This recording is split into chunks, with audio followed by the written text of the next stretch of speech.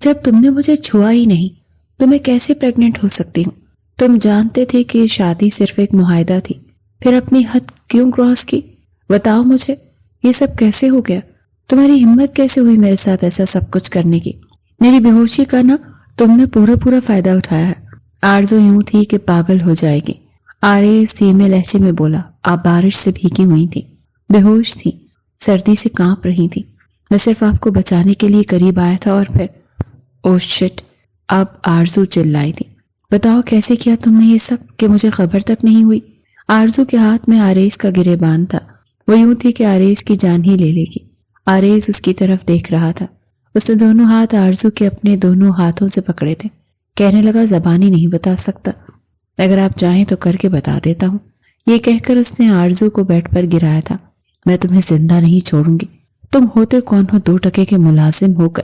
تم نے اپنا گن میرے وجود میں ڈالنے کی کوشش کیسے کی؟ نہ تو میں تمہارا بچہ پیدا کروں گی، نہ ہی تمہیں چھوڑوں گی۔ تمہیں پائی پائی کا محتاج کر کے رکھ دوں گی۔ تمہیں آرزو کی طاقت کا بھی اندازہ نہیں ہے۔ آریز کہنے لگا، اندازہ تو تمہیں بھی نہیں ہے۔ اس رات بارش میں بھیگی ہوئی آرزو میرے رحم و کرم پر تھی۔ میں نے جیسے چاہا تمہارے ساتھ کھیلا، تمہارے ساتھ جو چاہا کیا۔ کیا بگاڑ لیا تم نے میرا؟ اور آج بھی میں تمہارے ساتھ جو چاہے کر لوں گا۔ میرے بچے کو نقصان پہنچانے کی کوشش کرو گی تو میرا وہ روپ دیکھو گی جو تم نے پہلے کبھی نہیں دیکھا۔ یہ کہہ کر وہ خود کو آرزو کے اوپر گرا چکا تھا۔ جیسے اس نے آرزو کی کمر پر ہاتھ رکھا، آرزو نے اس کا، میں تمہیں سب کچھ دے سکتی ہوں، گاڑی، بنگلہ، ہر آسائش، لیکن تمہیں اس بات کی اجازت کبھی نہیں دوں گی کہ تم مجھ پر اس حوالے سے کوئی حق جماؤ۔ سمجھ لو کہ یہ شادی ایک معاہدہ ہے۔ تمہارے گھر والوں کو میں سپورٹ کروں گی اور تمہیں دنیا کے سامنے میرے شانہ بشانہ چلنا ہے، میرے شوہر کی حیثیت سے۔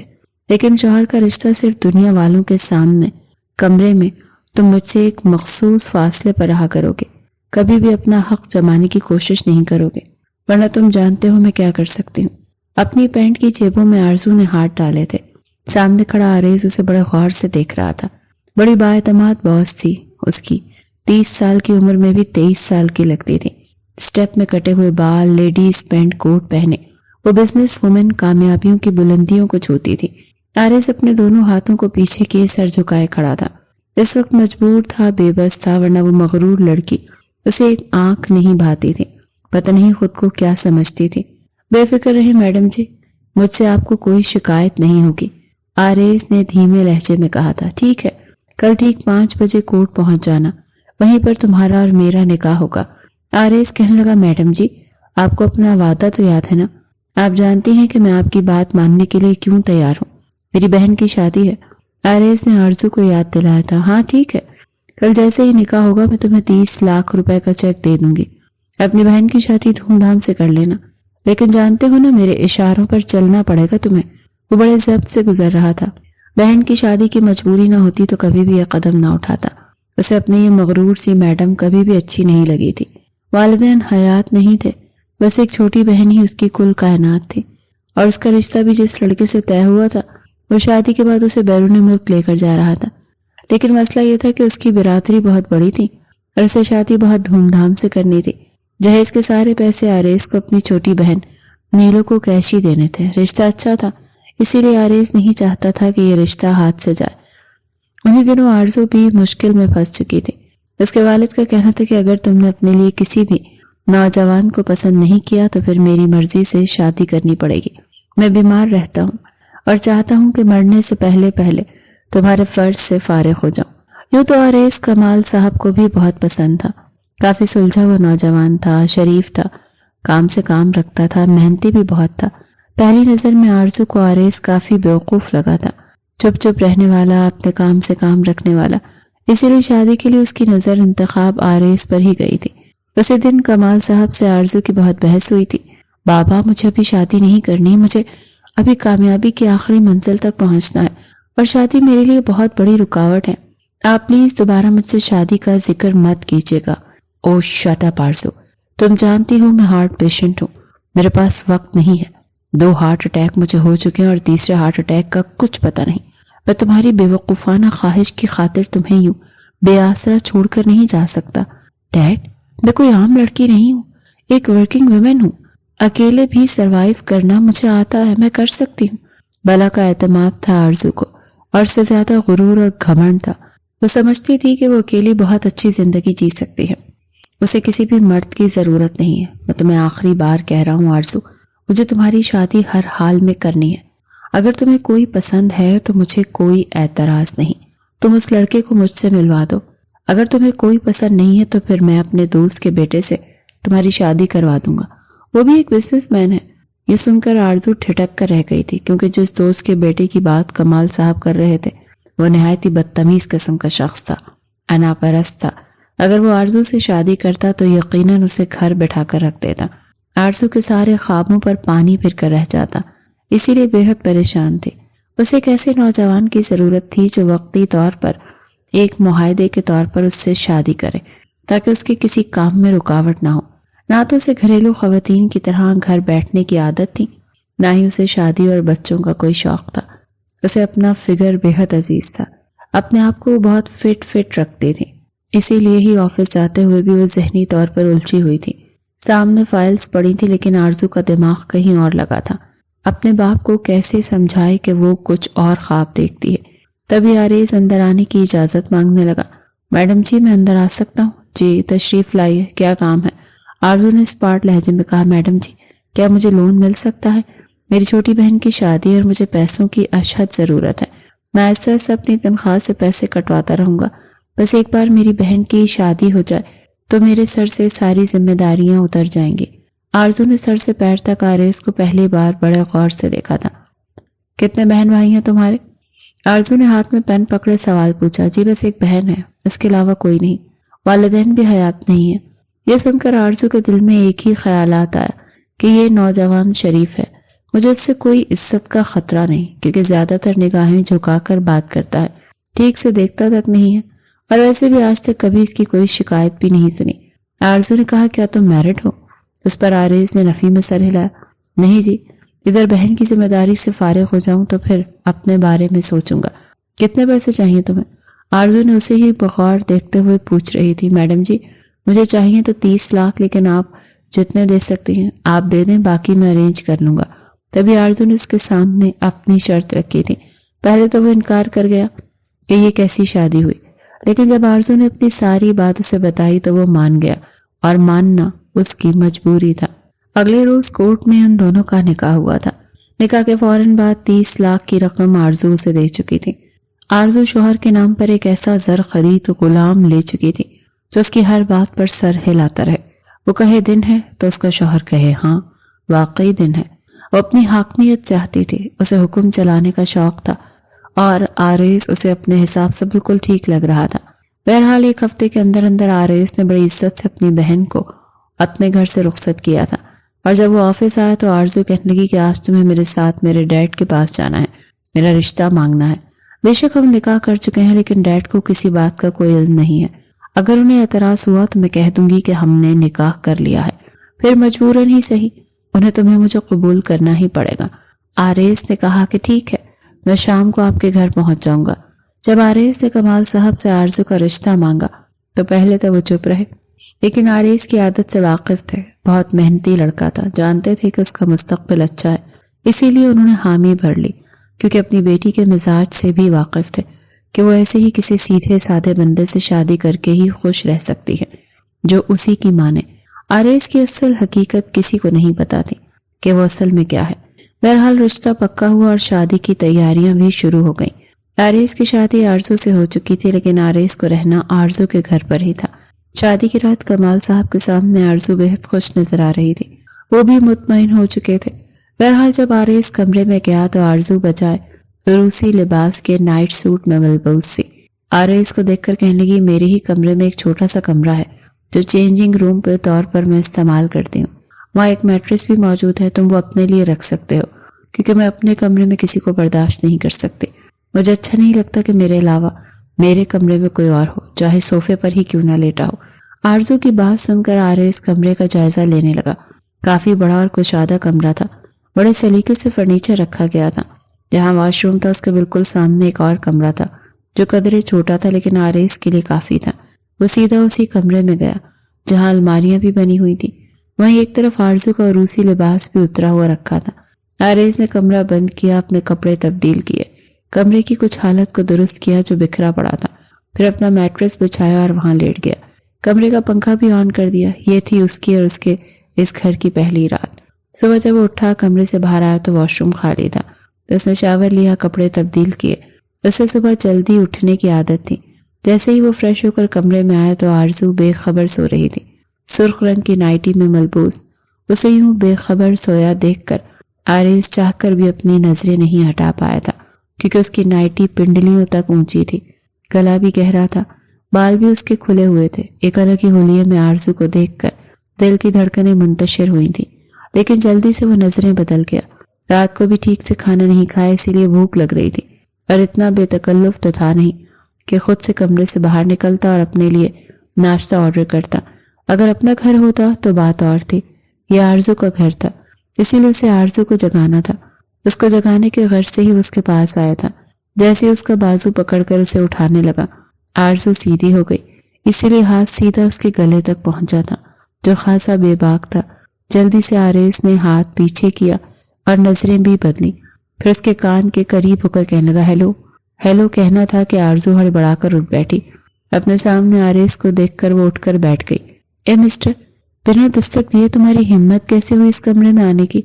आरेज कहने लगा, मुझे नहीं पता था कि यहाँ आने के लिए भी दस्तक देनी पड़ेगी। आइंदा ख्याल रखूंगा। मुझे भूख लगी है, आप बताइए कि नाश्ता कब तक लग जाता है? आरजू ने एक लंबी गुस्सीली नजर उस पर डाली।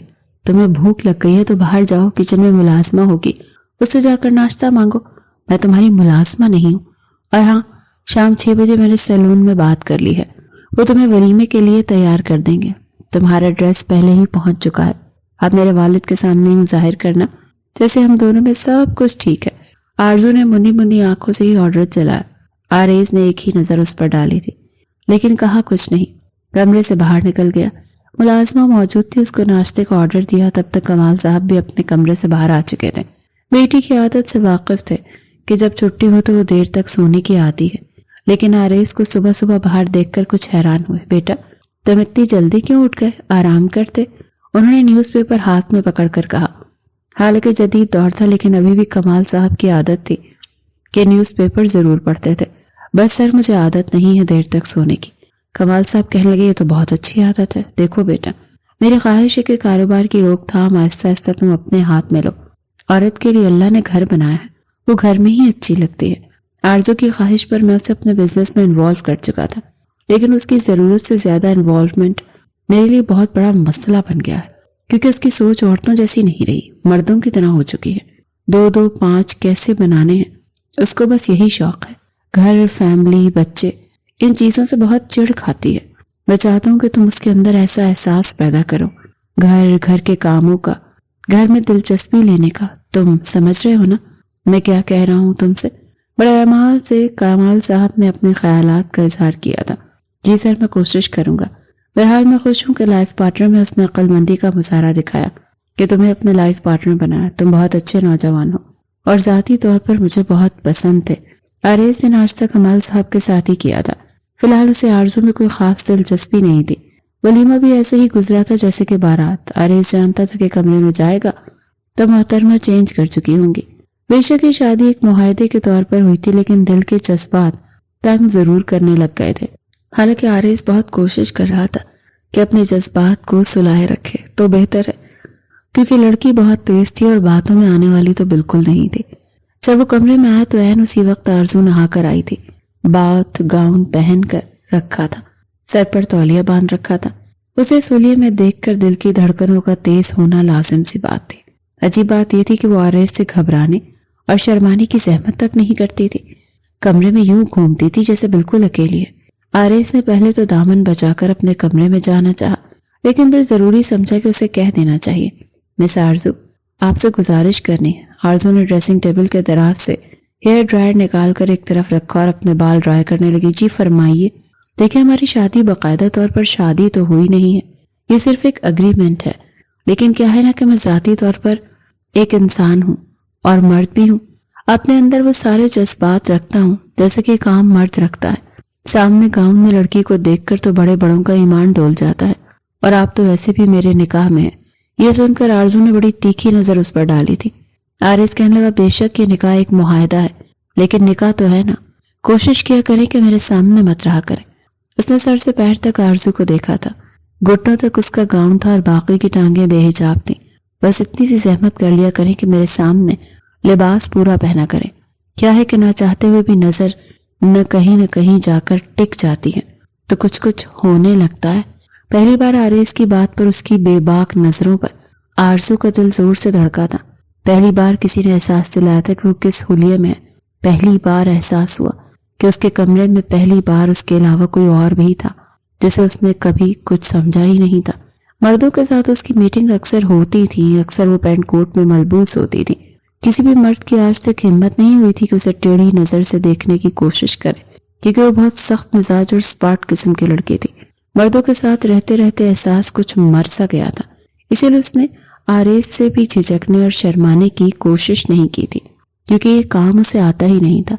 पिछले 6 साल से वो मर्दों के बीच ही काम कर रही थी, मीटिंग पर जाना, साइड एरिया पर जाना, लेकिन पहली बार किसी ने एहसास दिलाया था कि वो लड़की है और उसे देखकर किसी के भी जज्बात उसे तंग कर सकते हैं।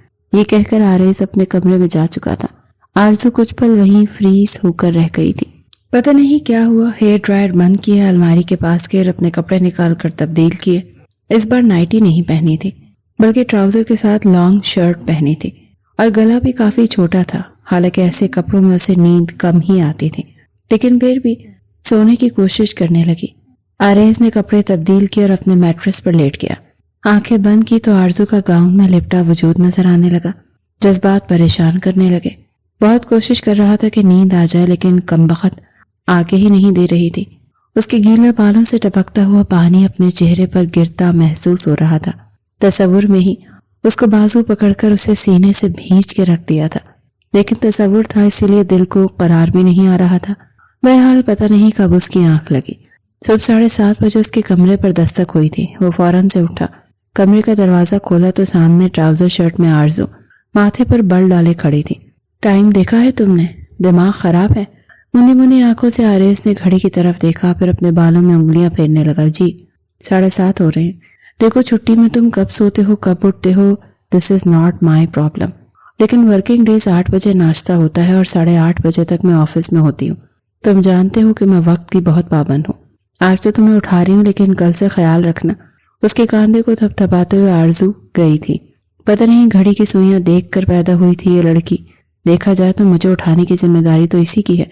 बहरहाल मुंह धोकर और फ्रेश होकर आरिस नाश्ते की टेबल पर आया और आरजू उससे पहले मौजूद थी, वो भी बिल्कुल तैयार, यहाँ तक कि मेकअप तक किया हुआ था। पता नहीं जिन की बच्ची थी, 15 मिनट में नहाकर तैयार होकर मेकअप भी कर चुकी थी। लड़कियां तो अपने आप को सजाने संवारने में घंटों लगा देती हैं। बहरहाल नाश्ते के बाद दोनों ही ऑफिस जा चुके थे, लेकिन ऑफिस में आरिस आरजू के रवैये को देखकर हैरान रह गया। वो उससे बिल्कुल एम्प्लॉय वाला सलूक कर रही थी। अभी तो 2 घंटे ही गुजरे थे कि इंटरकॉम पर आरजू ने आरिस को अपने कमरे में बुलाया।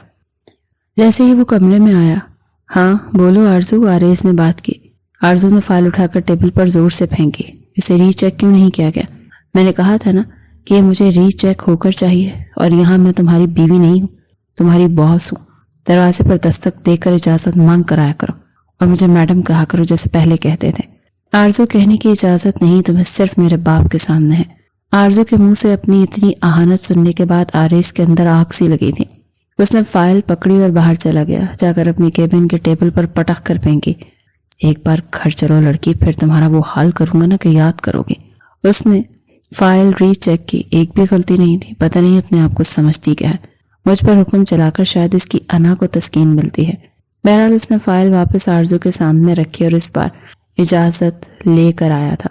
मैडम जी ही बोल रहा था, लेकिन घर जाते ही कमाल साहब के सामने जो कुछ आरिस ने आरजू के साथ किया, उसके 14 तबक रोशन करने के लिए काफी था। वो क्यों उसका बदला रखता, पूरा हिसाब किताब चुकाया था। जैसे ही दोनों अंदर दाखिल हुए, कमाल साहब मुलाजमा से खाना लगाने का कह रहे थे। जैसे ही आरजू लाउंज में दाखिल हुई, कमाल साहब की नजर उस पर पड़ी। उसी लम्हे आरिस आरजू के बिल्कुल करीब खड़ा हुआ और उसके कांधे पर हाथ फैलाकर उसे अपने साथ लगा लिया। कम ऑन डार्लिंग, क्यों इतनी टेंशन लेती हो? मैं हूं ना तुम्हारे सारे काम, तुम्हारी सारी टेंशन अपने सर लेने के लिए। प्लीज तुम रिलैक्स रहा करो। पता है इतनी हाइपर रहती हो और इसका असर तुम्हारे खूबसूरत चेहरे पर पड़ने लगा है। और आरजू के तो तन बदन में जैसे करंट लगा था। وہ اسے بالکل اپنے پہلو کے ساتھ لگا چکا تھا۔ اس کے کان کے قریب کہنے لگی، یہ کیا کر رہے ہو، چھوڑو مجھے۔ آرزو دھیمے لہجے میں چلائی تھی۔ کمال صاحب ان دونوں کو دیکھ کر مسکرائے اور اس کی باتیں بھی سن چکے تھے۔ کہنے لگے، یہی میں اس کو سمجھاتا ہوں کہ بیٹا یہ مردوں کے کام ہیں، مردوں پر ہی اچھے لگتے ہیں، لیکن یہ سمجھتی ہی نہیں ہے۔ آرز کہنے لگا، انکل آپ بالکل فکر نہ کریں، آرزو میری ذمہ داری ہے، اس کی ہر پریشانی میری پریشانی ہے۔ آہستہ آہستہ آپ دیکھیے گا، آپ کی بیٹی آپ کو بالکل ویسی ملے گی جیسی آپ چاہتے تھے۔ کیوں آرزو، میں ٹھیک کہہ رہا ہوں نا؟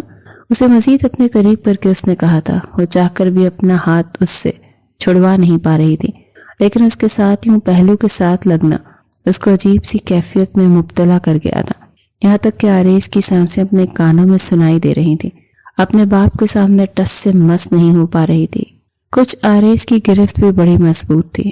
آریز پلیز مجھے چھوڑو، میں نے چینج کرنا ہے۔ آرزو کو جان چھڑانے کا یہی ایک طریقہ ملا۔ اوہ شور، آریز نے اسے چھوڑ دیا۔ آرزو کمرے میں چلی گئی، غصے سے لال پیلی ہوئی تھی۔ اپنا پرس کاندھے سے اتار کر بیڈ پر پھینکا کہ اپنے آپ کو سمجھتا کیا ہے، میں اسے چھوڑوں گی نہیں۔ کچھ دیر بعد اس نے آرزو کو پکارا۔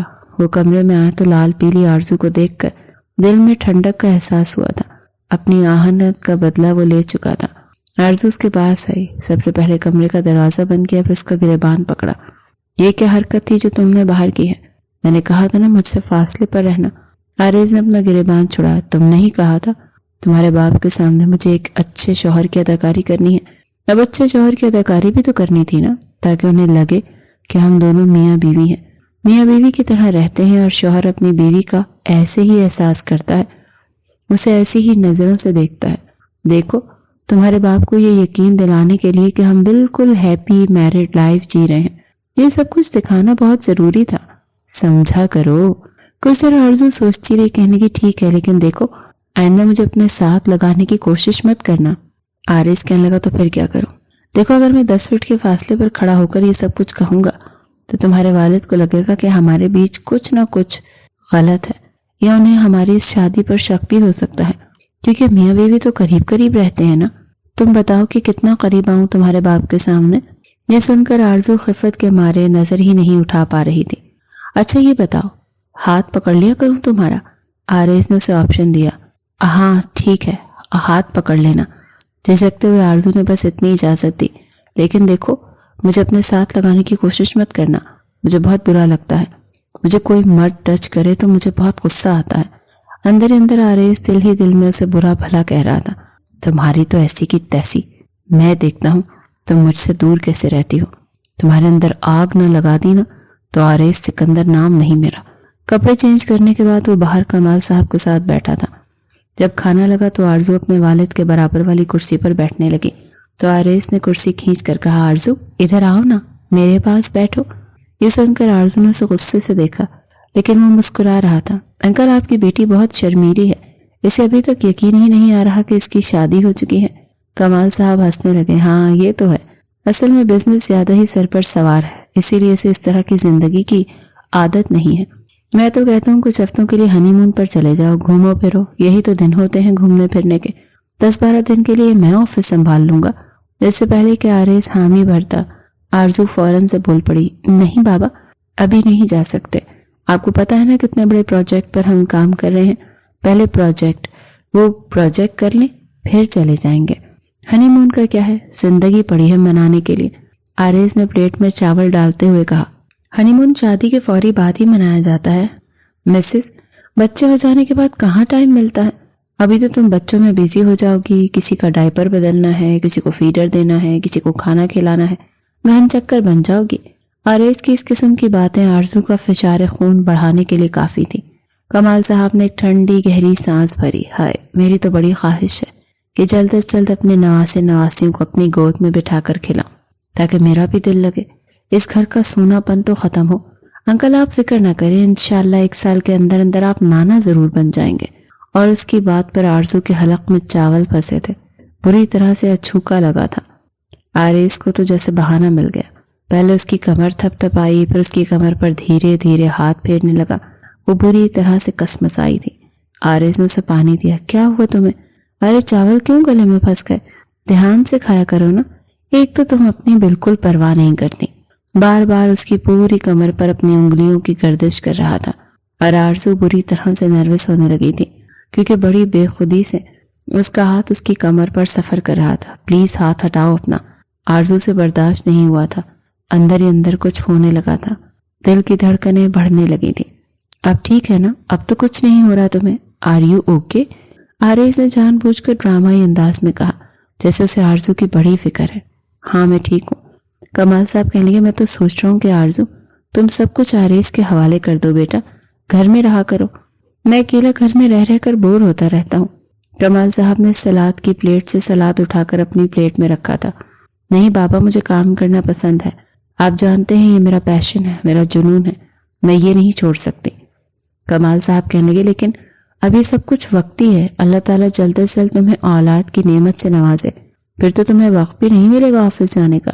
بالکل انکل، ابھی آپ اسے اپنا شوق پورا کرنے دیں، جیسے ہی بچے اس کی گود میں آئیں گے اسے کہاں فرصت ملے گی۔ بڑے مزے سے کھانا کھاتے ہوئے وہ آرزو کی بھوک مٹا چکا تھا۔ اس نے تھوڑا سا کھانا کھایا اور اٹھ کر کمرے میں چلی گئی۔ اسے آریز پر جی بھر کر غصہ آ رہا تھا۔ کافی دیر وہ کمرے میں آریز کا انتظار کرتی رہی، لیکن وہ کمال صاحب کے ساتھ باہر بیٹھا باتیں کرتا رہا۔ انتظار کرتے کرتے تھک ہار کر وہ سو چکی تھی۔ جب آریز کمرے میں آیا، آرزو بیڈ پر لیٹی سو رہی تھی۔ سوئی ہوئی کتنی معصوم لگتی ہے، لیکن جاگتی ہے تو پوری رضیہ سلطانہ بنی رہتی ہے۔ آریز پہلے اپنے کمرے میں جانے لگا، لیکن پھر قدم خود بخود آرزو کے بیڈ تک پہنچے۔ اس کے چہرے پر بکھری بالوں کی لٹوں کو پیچھے کیا، بڑی آہستگی سے اس کی پیشانی پر اپنے لب رکھ دیے۔ دل کی خواہش کو دبا نہیں پا رہا تھا۔ آرزو ذرا سا ہلی تھی، فوراً سے آریز کھڑا ہو گیا اور جلدی سے تیز قدم بڑھاتا ہوا اپنے کمرے میں چلا گیا۔ اگلے روز ایک نئے پروجیکٹ کی میٹنگ آرزو نے فائنل کی تھی، جہاں اسے ایک فارم ہاؤس کا نقشہ بنوانا تھا۔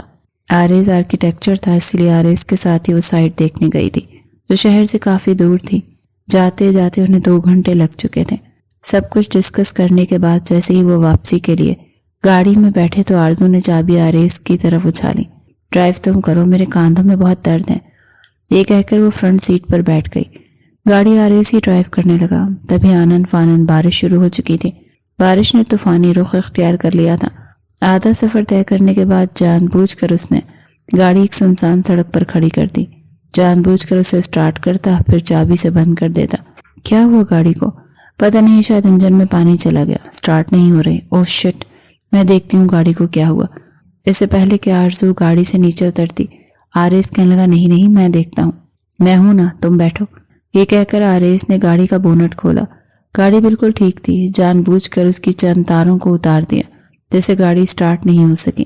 بونٹ بند کرنے کے بعد کہنے لگا مشکل ہے کہ یہ گاڑی اب چلے۔ یہ سن کر آرزو پریشان ہوئی، ہم لوگ رات کہاں گزاریں گے؟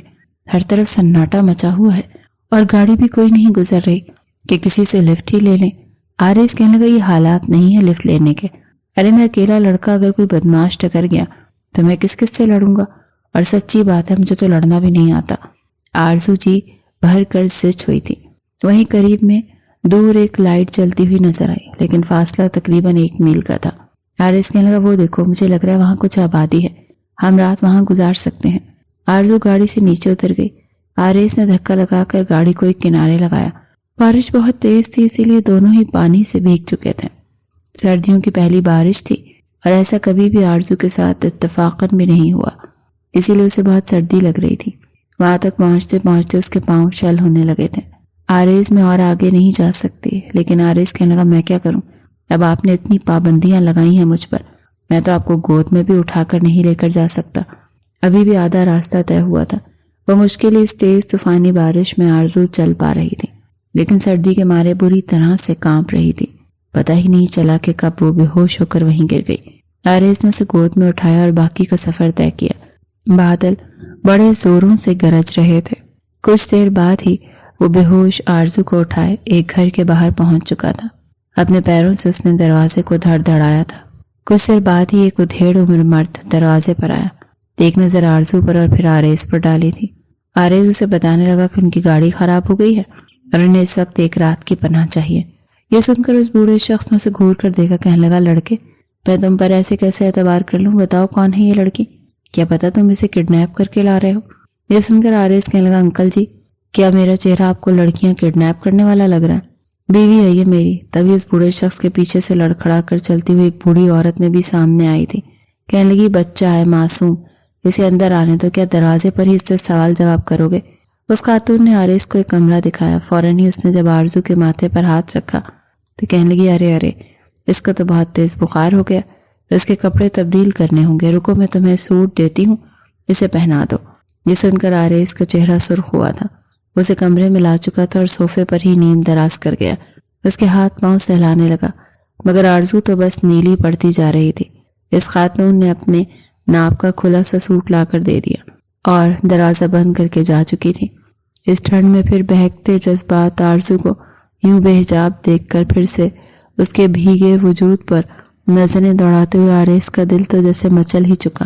اس نے دھیرے دھیرے اس کے وجود سے گیلے کپڑوں کو الگ کیا اور اسے دوسرے کپڑے پہنا دیے، مگر اس بیچ جو کچھ گستاخیاں اس کی آنکھیں کر چکی تھی وہ چاہ کر بھی وہ منظر بھول نہیں سکتا تھا۔ کپڑے تبدیل کر کے اسے بیڈ پر لٹا چکا تھا اور اوپر کمبل بھی دے چکا تھا، لیکن آرزو تو بس کانپے جا رہی تھی۔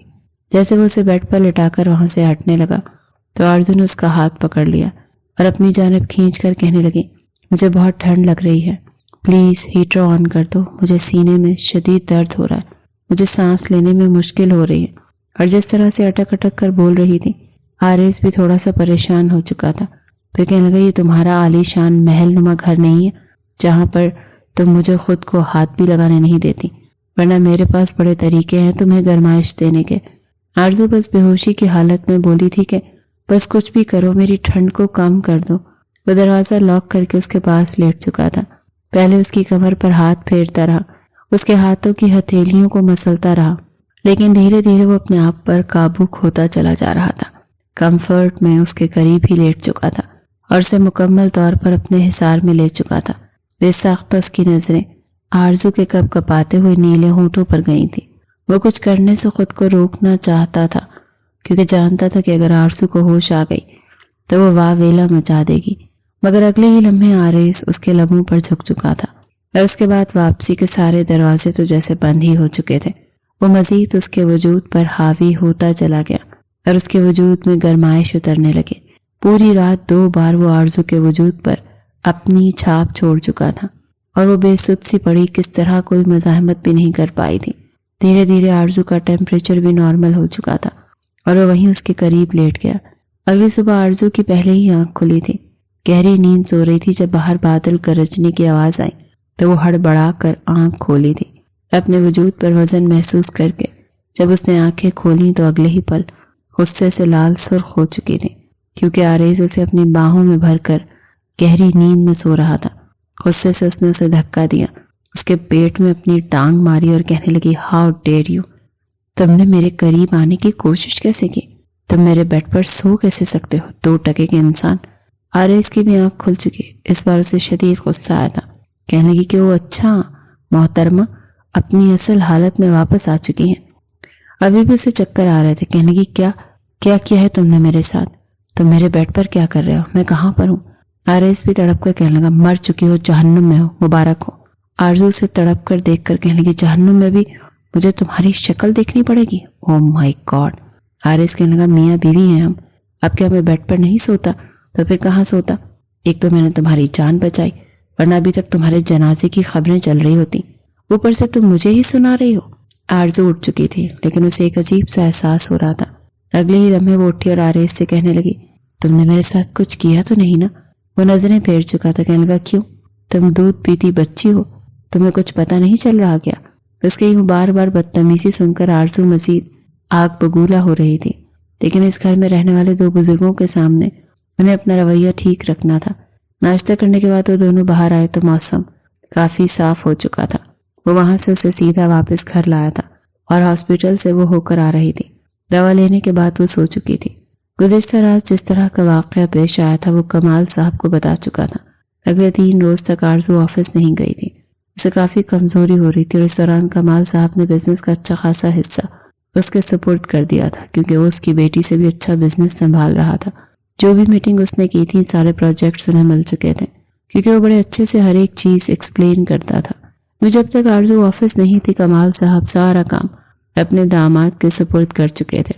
اس شام جب وہ گھر آئے تو وہ آرز سے یہ بھی کہہ چکے تھے کہ بیٹا میں یہی چاہتا ہوں کہ آرزو اب گھر رہے، گھر کے طور طریقے سیکھے، کیونکہ مجھے لگتا ہے کہ اسے اب گھر رہنا چاہیے۔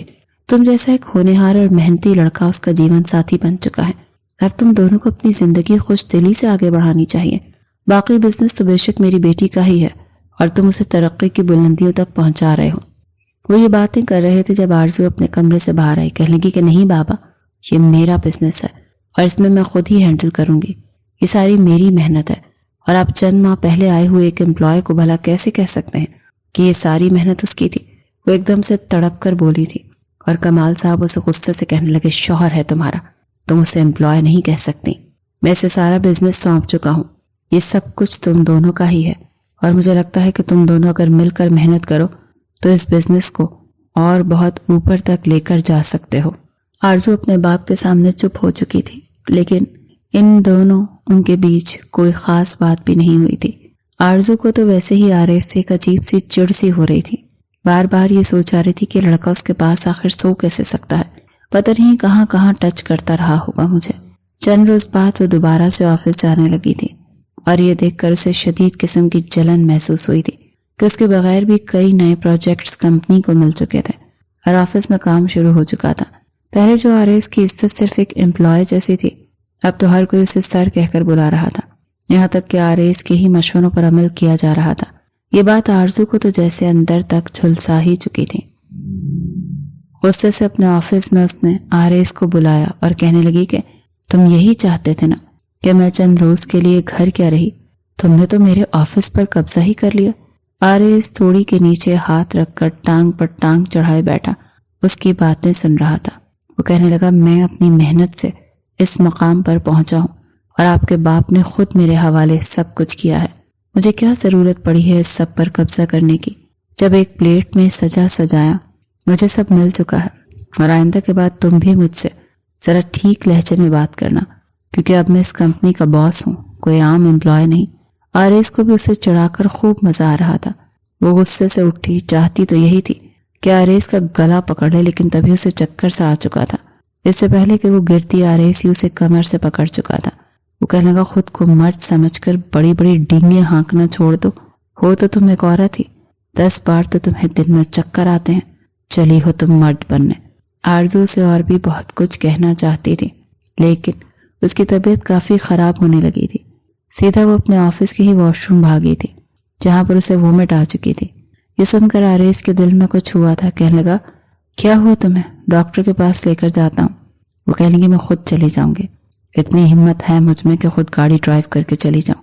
لیکن آرز اس کا ہاتھ پکڑ کر کہنے لگا کہ ہر بات میں چک چک کرنا ضروری ہوتی ہے، جب ایک دفعہ کہہ رہا ہوں تو چلو۔ وہ اس کا ہاتھ پکڑ کر سیدھا ہاسپٹل لے کر آیا تھا، جہاں پر ڈاکٹر نے جب آرزو کو چیک کیا تو کہنے لگی ارے اس حالت میں تو ایسے چکر آنا اور متلی آنا تو عام سی بات ہے، آپ پریگننٹ جو ہیں، بہت بہت مبارک ہو۔ یہ سن کر تو آرز کے چہرے پر ایک مسکراہٹ آ چکی تھی، وہ باپ بننے والا تھا، لیکن آرزو کے چہرے کے تو تاثرات ہی بدل چکے تھے۔ وہ غصے سے میز پر دونوں ہاتھ رکھ کر اٹھی تھی، وہاں سے سیدھا باہر نکلی تھی۔ ڈاکٹر ان کا چہرہ دیکھ رہی تھی، جبکہ آرز ڈاکٹر کو فیس دے کر وہاں سے باہر نکلا تھا، مگر وہ آرز کے آنے سے پہلے ہی خود ہی کار ڈرائیو کر کے گھر جا چکی تھی۔ غصے سے وہ سیدھا اپنے کمرے میں گئی تھی اور کمال صاحب تو اسے دیکھتے ہی رہ گئے تھے کہ آخر اسے ہوا کیا ہے۔ کچھ دیر بعد آرز پہ آئے تو کمال صاحب پوچھنے لگے کہ ہوا کیا ہے اسے، مگر کمال صاحب کی بات کا جواب دیے بغیر آرز بھی کمرے میں جا چکا تھا۔ جیسے ہی وہ کمرے میں گیا تو آرزو نے تب تک کمرے کا حشر بگاڑ کر رکھ دیا تھا، ہر ایک چیز وہ تہس نہس کر چکی تھی، اور اس کو دیکھ کر اس کی طرف لپکی۔ جی تو اس کا چاہ رہا تھا کہ اس کا منہ نوچ کر رکھ دے، مگر آرز اس کا ہاتھ پکڑ چکا تھا۔ زور سے جھٹک کر کہنے لگا یہ کیا کر رہی ہو تم؟ کیا تم دنیا کی پہلی عورت ہو جو ماں بننے والی ہے؟ کون عورت اس طرح کا ری ایکٹ کرتی ہے؟ لیکن وہ غصے سے اپنا ہاتھ اس کی کالر تک لے کر آ چکی تھی۔ کہنے لگی تمہاری ہمت کیسے ہوئی مجھے ٹچ کرنے کی، میرے ساتھ یہ سب کچھ کرنے کی؟ تم 2 ٹکے کے انسان جس کے ساتھ میں نے ایگریمنٹ سائن کر کے شادی کی تھی کہ تم میرے قریب نہیں آؤ گے، اور تم میرے وجود میں اپنا بچہ اتار دیا۔ مجھے تم سے بھی نفرت ہے اور تمہارے اس بچے سے بھی، میں اسے زندہ نہیں چھوڑوں گی، میں اسے ختم کر دوں گی۔ میں کیوں اپنے وجود سے تمہاری اس 2 ٹکے کے بچے کو پیدا کروں؟ اس سے پہلے کہ وہ مزید کچھ بولتی آریز اس کے منہ پر تھپڑ مار چکا تھا۔ کہنے لگا ہوش میں رہو تم، اور صرف میرا نہیں بلکہ تمہارا بھی خون ہے۔ بہت برداشت کر لیا میں نے، اگر تم نے میرے بچے کو نقصان پہنچانے کی کوشش کی تو میں تمہیں چھوڑوں گا نہیں۔ بار بار آرزو یہی کہہ رہی تھی کہ تم نے میرے ساتھ یہ سب کچھ کیا تو کیا کیسے؟ آریز کہنے لگا منہ سے بول کر تو بتاؤں گا نہیں، پھر سے کر کے بتا دیتا ہوں کہ سب کچھ کیسے کیا تھا۔ ایک تو میں نے تمہاری جان بچا چکا ہوں، اوپر سے تم مجھے ہی باتیں سنا رہے ہو، مجھے 2 ٹکے کا کہہ رہی ہوں۔ اسے بیڈ پر دھکا دے چکا تھا اور ایک بار پھر اس پر جھکتا اس کے لبوں کو اپنے لبوں میں قید کر گیا۔ آرزو کا تو سانس اکھڑنے لگا تھا، تب جا کر اس نے اسے چھوڑا تھا۔ کہنے لگا ایسے کس کیا تھا میں نے تمہیں؟ اب آگے بھی بتاؤں کہ کیا کیا کیا تھا؟ لیکن آرزو خود کو سنبھالنے کی کوشش کر رہی تھی۔ اس کے دل کی دھڑکن بہت تیز ہو چکی تھی، پورے وجود میں تو ہلچل مچ چکی تھی۔ آریز کہنے لگا اگر تم نے میرے بچے کو کوئی بھی نقصان پہنچائے نا تو قسم سے میں تمہارے اس ایگریمنٹ کے بارے میں تمہارے بابا کو بتا دوں گا، اور پھر تم خود سوچو کیا حال ہوگا ان کا کہ ان کی بیٹی یوں کانٹریکٹ میرج کرتی پھر رہی ہے۔ آرزو کچھ دیر کے لیے تو چپ ہو چکی تھی، پھر کہنے لگی کہ چلے جاؤ میری زندگی سے، پھر تمہیں اس گھر میں بالکل بھی برداشت نہیں کروں گی۔ اس بچے کو تو میں کچھ نہیں کروں گی، جیسے ہی پیدا ہوا تمہارے حوالے کر دوں گی، اور پھر تم مجھے ڈائیورس دو گے، لیکن اب میں تمہیں اس گھر میں برداشت نہیں کر سکتی۔ آریز کو بھی غصہ آ چکا تھا، وہ ایک آخری نظر آرزو پر ڈالتا اس گھر سے جا چکا تھا۔ کمال صاحب تو پوچھتے رہ گئے کہ ہوا کیا ہے۔ بڑی ہمت جمع کر کے آرزو باہر آئی اور پھر اپنے باپ کو تھوڑی بہت حقیقت بتا چکی، جسے سننے کے بعد کمال صاحب کو لگا جیسے کسی نے ان کی تربیت پر انگلی اٹھا دی ہو۔ پہلی بار ایسا ہوا کہ انہوں نے اپنی بیٹی کو خوب ڈانٹا تھا، غصہ دکھایا کہ کیا یہ تربیت کی تھی میں نے تمہاری؟ مجھے چکمہ دینے کے لیے تم نے اس لڑکے کا استعمال کیا؟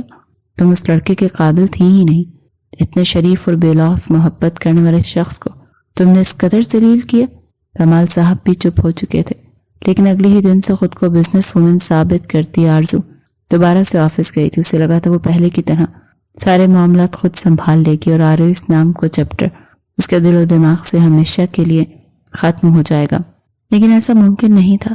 پہلے تو بات بات پر اسے آریز کو آواز دینے کی عادت بن چکی تھی۔ ہر فائل کھولتی تو اس کے لبوں پر بس آریز کا ہی نام ہوتا تھا۔ وہ اسے مشورہ لے کر کام کرنے لگی تھی، اور یوں ہی نہ جانے کب اسے آریز کی عادت ہو گئی تھی۔ اسے خود نہیں پتا چلا، 1 ہفتہ ہو چکا اور اپنا ہی بزنس سنبھالتے ہوئے اسے پریشانی ہو رہی تھی۔ اس دوران جتنے بھی نئے پروجیکٹس آئے تھے وہ سبھی دوسری کمپنیوں کو مل چکے تھے، کیونکہ آریز کے بغیر کوئی بھی ٹھیک سے پریزنٹ نہیں کر پا رہا تھا۔ اس روز بھی وہ اپنے سارے امپلائیز کو بلا کر غصے سے چیخ رہی تھی، چلا رہی تھی کہ تم لوگوں کو ہو کیا گیا؟ وہ جس بھی کلائنٹ کے بارے میں پوچھتی تو اس کے امپلائی یہی کہتے۔ اس بارے میں تو آریز سر کو بخوبی پتا تھا۔ بار بار آریز کا نام سن کر وہ تھک ہار کر بیٹھ چکی تھی۔ جب کمال صاحب آفس میں آئے، باقی ورکرز کو وہاں سے بھیج کر وہ اس کے پاس بیٹھ چکے تھے۔ کہنے لگے تمہیں اب احساس ہو رہا ہوگا نا کہ تم نے ہیرے کو گنوا دیا ہے۔ تمہیں لگتا تھا جسے تم سب کچھ کر لو گی، مگر ایسا نہیں ہے۔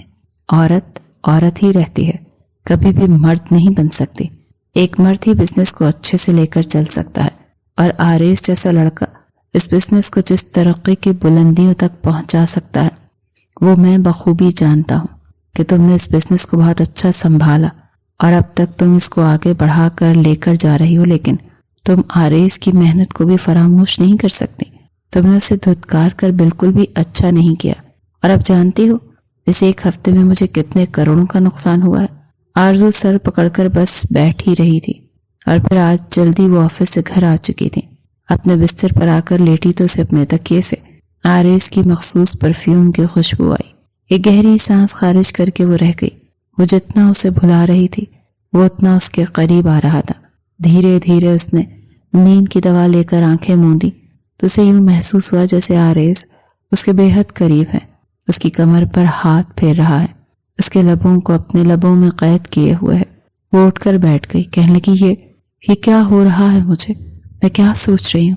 میں آریز کے بارے میں نہیں سوچ سکتی، لیکن اس کا دل یہ اعتراف کر چکا تھا کہ اسے آریز سے محبت ہو چکی ہے۔ آخر کو آریز کا خون اس کے بدن میں پل رہا تھا۔ چند روز تک تو اسی کشمکش میں رہی کہ اسے آریز سے محبت ہے بھی یا نہیں۔ 1 مہینہ گزر چکا تھا۔ کئی بار اس نے سوچا کہ آریز کو کال کرے، دیکھے کہ وہ بات کرتا ہے کہ نہیں، لیکن اس نے آریز کا نمبر نہیں ملایا تھا۔ آریز نے بھی اس 1 مہینے میں اس سے کوئی رابطہ نہیں رکھا تھا۔ کمال صاحب بھی اس سے بات نہیں کر رہے تھے۔ اس کی طبیعت تھوڑی خراب ہی رہتی تھی۔ ڈاکٹر نے اسے کہا تھا کہ آپ جب بھی میرے پاس اپوائنٹمنٹ لے کر آئیں تو اپنے شوہر کو لازمی ساتھ لایا کریں۔ دل میں آریز کے لیے فیلنگز اس قدر بڑھ چکی تھی کہ ایک شام وہ اپنے والد کے پاس آئی تھی۔ کہنے لگی بابا مجھے آریز کا ایڈریس چاہیے۔ کمال صاحب اسے نظر انداز کر کے کہنے لگے کہ میں نہیں جانتا وہ کہاں رہتا ہے۔ وہ کہنے لگی بابا میں جانتی ہوں کہ اسے 1 مہینے کے عرصے میں آپ اس سے بات بھی کر رہے ہیں، اس سے مل بھی رہے ہیں، پلیز مجھے بتائیں نا، میں اس کے پاس جانا چاہتی ہوں۔ کمال صاحب اسے گھور کر کہنے لگے کیوں؟ ایک بار پھر جا کر اسے باتیں سنانا چاہتی ہو؟ اسے یہ بتانا چاہتی ہو کہ وہ 2 ٹکے کا ہے؟ کرنا کیا ہے تم نے مزید؟ اس کی خاموشی کا ناجائز فائدہ اٹھانا چاہتی ہو؟ آرزو کہنے کی وہ اتنا بھی معصوم نہیں ہے بابا جتنا وہ آپ کے سامنے بنتا ہے۔ اچھے سے جانتی ہوں میں اسے، اور ویسے بھی میں اسے واپس لانے کے لیے کہہ رہی ہوں۔ میں اسے معافی مانگوں گی، مجھے ایسا نہیں کرنا چاہیے تھا۔ بڑی مشکل سے اس نے اپنے بابا کے سامنے یہ الفاظ ادا کیے تھے جیسے اپنی عزت نفس کو مار کر یہ سب کچھ کہہ رہی ہو۔ کمال صاحب کے چہرے پر ایک مسکراہٹ آئی تھی۔ کہنے لگے کہ میں اس کی لوکیشن تمہیں واٹس ایپ کر رہا ہوں۔ وہ اپنی گاڑی میں بیٹھ کر باہر نکل آئی اور پھر اس لوکیشن پر پہنچ چکی تھی۔ ایک عام سا علاقہ تھا اور اسی میں ہی ایک گھر جو بظاہر مڈل کلاس گھرانے کے مطابق اچھا تھا، لیکن وہ گھر آرزو کے شایان شان نہیں تھا۔ اسے دروازے پر دستک دی تو دروازہ کھلا تھا۔ سامنے آ رہی سی تھا۔ جیسے ہی دروازہ کھلا تو ایک بار پھر وہ اسے کالر سے پکڑ کر دروازے کو لاک کرتی اندر آئی تھی، ایسے سامنے دیوار سے لگا چکی تھی۔ آریز کو کمال صاحب پہلے ہی بتا چکے تھے کہ تمہاری وہ اکڑو بیوی تم سے ملنے آ رہی ہے، لیکن اسے پتا نہیں تھا کہ وہ یوں آتے ہی اس پر حملہ کر دے گی۔ کالر سے پکڑ کر اسے دیوار سے لگا کر کہنے لگی کیوں؟ بس یہ پتا تھا کہ مجھے پریگننٹ کرنا ہے، یہ نہیں پتا تھا کہ مجھے پھر ڈاکٹر کے پاس بھی لے کر جانا ہے، میری طبیعت خراب ہوگی، میرا خیال رکھنا ہے، خود یہاں آ کر بیٹھ گئے تاکہ مجھ سے جان چھڑوا سکو۔ آریز اس کے ہاتھ اپنے کالر سے ہٹا کر بولا تم یہاں پر کیوں آئی ہو؟ خود ہی کہا تھا کہ نکل جاؤ میری زندگی سے، تبھی تم میرے بچے کا خیال رکھو گی۔ میں تو تمہاری شروع ہی سے شرطیں مانتا آیا ہوں اور اب بھی تمہاری شرط کے مطابق ہی اس گھر سے نکلا۔ آخر کو میری بھی کوئی عزت ہے کہ نہیں؟ آرزو کی آنکھوں میں آنسو آ چکے اور پھر اگلے ہی پل کہنے لگی مجھے معاف کر دو، سوری، مجھے تمہارے ساتھ اس قدر بدتمیزی سے بات نہیں کرنی چاہیے تھی۔ آریز تو حیران تھا کہ آرزو اسے سوری کہہ رہی تھی۔ وہ سینے پر ہاتھ باندھ کر کہنے لگا کہ یہ تم ہی ہو نا جو سوری بول رہی ہو؟ یقین نہیں آ رہا مجھے، پلیز ایک بار پھر سے بولنا، مجھے سنائی نہیں دیا۔ وہ کان کھجا کر بولا تو آرزو آنکھوں میں آنسو لیے کہنے لگی کہ سوری، مجھے اپنی غلطی کا احساس ہو گیا، مجھے معاف کر دو۔ لیکن وہ اسے دیکھ کر کہنے لگا نہیں، دال میں کچھ تو کالا لگ رہا ہے، لگتا ہے تمہارے بزنس میں جتنا لاس ہو چکا ہے نا، صرف اور صرف اپنے مطلب کے لیے تم یہاں پر میرے پاس آئی ہو تاکہ میں تمہارے بزنس کو دوبارہ سے اسی پاور کے ساتھ کھڑا کر دوں، ہے نا؟ وہ کہتے ہیں نا مشکل کے وقت گدھے کو بھی باپ بنا لیا جاتا ہے، تم شاید گدھے کو شوہر بنانے چلی آئی ہو۔ لیکن آرزو ایک بار پھر اسے گردن سے پکڑ چکی تھی۔ کہنے لگی بس کر دو، محبت ہو گئی ہے تم سے، پیار کرتی ہوں تم سے۔ یہ سن کر انتہائی پرجوش سی مسکراہٹ آریز کے چہرے پر آئی تھی، جسے دیکھ کر آرزو نے فوراً اپنے ہاتھ پیچھے کیے تھے۔ فوراً خود کو کمپوز کر کے کہنے لگی نہیں، میرا مطلب تھا، مجھے اپنی غلطی کا احساس تھا، مجھے اتنا برا رویہ نہیں رکھنا چاہیے تھا۔ لیکن آریز فوراً سے اسے اپنی باہوں میں بھر کر سینے سے لگا چکا تھا۔